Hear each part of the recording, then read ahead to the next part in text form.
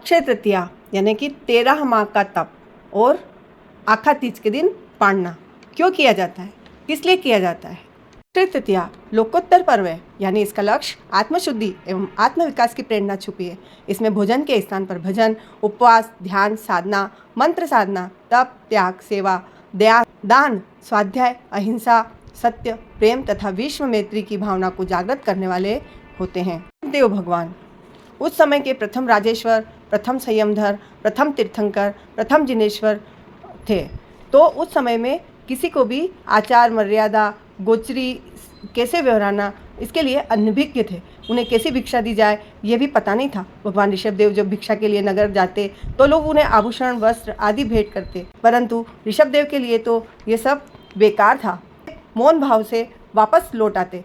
इस बीच उनके साथ जो 400 लोगों ने दीक्षा ली थी, वे ऋषभ देव से पूछते, भगवान हमें भूख लगी है, हमें प्यास लगी है। लेकिन ऋषभ देव तो कठोर मौन धारण किए हुए थे, तो वे फिर झरनों का पानी पीने लगे, कंदमूल खाने लगे और तापस परिवारजक बन गए। लेकिन भगवान तो अब भी मौन ही भ्रमण, ग्रामानुग्राम मौन ही भ्रमण कर रहे थे।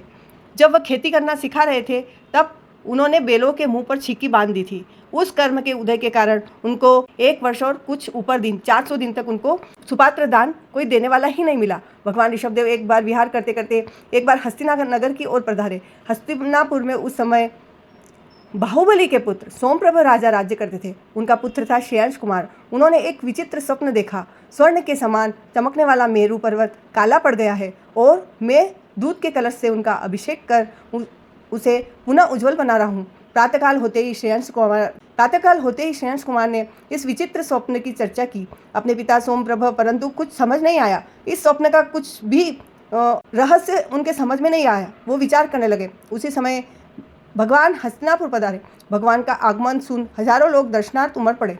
ऋषभदेव को महल की तरफ आते देख अपलक दृष्टि से श्रेयांश कुमार देखते रहे और उन्हें जाति स्मरण ज्ञान हो गया और तुरंत समझ गए भगवान पिछले 1 वर्ष से ज़्यादा भिक्षा के लिए निराहार विचर रहे हैं और मुनि मर्यादा के अनुसार शुद्ध भिक्षा देने का किसी को ज्ञान नहीं है। तब वह शीघ्र महल से नीचे उतरकर भगवान से भक्तिपूर्वक वंदना की, प्रार्थना की, प्रभु पधारिए, आज ही हमारे आंगन में इक्षु रस के घड़े आए हैं, आपके अनुकूल है, कृपा कर इक्षु रस ग्रहण कीजिए। प्रभु ऋषभदेव ने अपने दोनों हाथों का अंजलि पुट बनाकर इक्षु रस ग्रहण किया। अत्यंत भक्तिपूर्वक श्रेयांश कुमार ने इक्षु रस दान कर भगवान को वर्षी तप यानी 1 वर्ष 40 दिन लगभग का पालना कराकर महान धर्मलाभ प्राप्त किया। देवताओं ने आकाश में अहोदानम की घोषणा कर हर्ष ध्वनिया की।